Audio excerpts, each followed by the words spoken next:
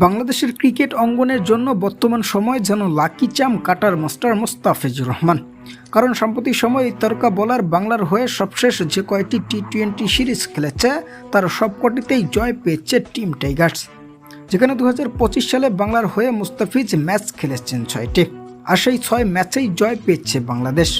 এছাড়া বাংলার ক্রিকেট ইতিহাসে সর্বোচ্চ ম্যাচ জয়ের রেকর্ড এতদিন ছিল সাবেক অলরাউন্ডার সাকিব আল হাসানের দখলে, যেখানে পাকিস্তানের বিপক্ষে সবশেষ ম্যাচ জয় করে সেই রেকর্ডে ভাগ বসিয়েছিলেন ফিজ। আর নেদারল্যান্ডের বিপক্ষে ম্যাচ জয়ের মাধ্যমে এই রেকর্ডকে ছাড়িয়ে গেলেন বাংলার এই কাটার মাস্টার, যেখানে দেশের হয়ে 52 ম্যাচে জয়ের রেকর্ড নিয়ে অবসরে যান সাকিব। অন্যদিকে মুস্তাফিজের বাংলাদেশের হয়ে ম্যাচ জয়ের সংখ্যা 53।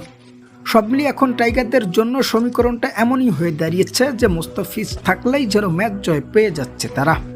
তাই সব মিলিয়ে সাম্প্রতিক সময় ম্যাচ জয়ের পরিসংখ্যা বিবেচনায় যেন দেশের একমাত্র লাকি চ্যাম্প ক্রিকেটার বাংলার এই কাটার মাস্টার।